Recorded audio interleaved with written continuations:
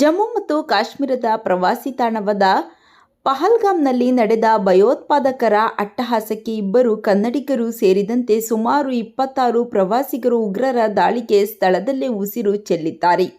ಈ ಘಟನೆಯಿಂದ ದೇಶದ ಜನರಲ್ಲಿ ಆತಂಕ ಮನೆ ಮಾಡಿದ್ದು ತುಂಬ ನೋವುಂಟು ಮಾಡಿದೆ.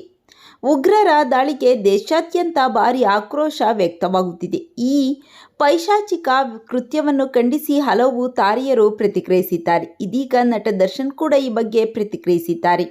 ಉಗ್ರರ ಗುಂಡಿನ ದಾಳಿಗೆ ಬಲಿಯಾದ ಅಮಾಯಕರನ್ನು ನೆನೆದು ಉಗ್ರರ ದಾಳಿಯಿಂದ ಯಾರ್ಯಾರಿಗೆ ತೊಂದರೆಯಾಗಿ ಅಲ್ಲಿ ಪ್ರಾಣ ಕಳೆದುಕೊಂಡು ನೋವು ಉಂಟಾಗಿದೆಯೋ ಅಷ್ಟೇ ನನಗೂ ಈ ವಿಚಾರದಲ್ಲಿ ಬಹಳ ನೋವು ಉಂಟಾಗಿದೆ. ಇದಕ್ಕೆ ಕಾರಣರಾದವರನ್ನು ಹುಡುಕಿಕೊಂಡು ಹೋಗಿ ಅವರನ್ನು ಅಂತ್ಯ ಮಾಡಬೇಕು. ಇದಕ್ಕೆಂದೇ ಕಾನೂನು ಮತ್ತು ಸರ್ಕಾರವಿದೆ. ಭಾರತದ ನಾಗರಿಕನಾಗಿ ಹೇಳಬೇಕು ಅಂತಂದರೆ ಮೈಯಲ್ಲಿ ಕುದಿಯುತ್ತಿದೆ. ಅವರನ್ನು ಸಂಹಾರ ಮಾಡುವವರೆಗೂ ನಮಗೂ ನೆಮ್ಮದಿ ಇಲ್ಲ. ಅಮಾಯಕರ ಜೀವ ಬಲಿ ತೆಗೆದುಕೊಂಡಿದ್ದಾರೆ. ಇದಕ್ಕೆ ಅವರು ಶಿಕ್ಷೆ ಅನುಭವಿಸಲೇಬೇಕು.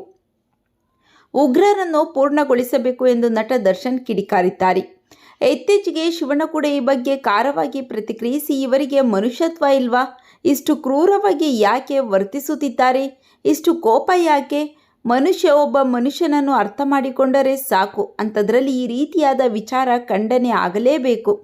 ಹೇಗಾದರೂ ಮಾಡಿ ಇದಕ್ಕೆಲ್ಲ ಬ್ರೇಕ್ ಬೀಳಬೇಕು. ನಮಗೆ ಬಹಳ ನೋವಾಗಿದೆ ಎಂದು ಪ್ರತಿಕ್ರಿಯಿಸಿದರು. ಅದರ ಬೆನ್ನಲ್ಲೇ ಇದೀಗ ದರ್ಶನ್ ಕೂಡ ಹೇಳಿಕೆ ನೀಡಿದ್ದಾರೆ. ದರ್ಶನ್ ಹಾಗೂ ಶಿವಣ್ಣ ಅವರ ಹೇಳಿಕೆ ಬಗ್ಗೆ ನಿಮ್ಮ ಅನಿಸಿಕೆಗಳನ್ನು ಕಾಮೆಂಟ್ ಮಾಡಿ ತಿಳಿಸಿ.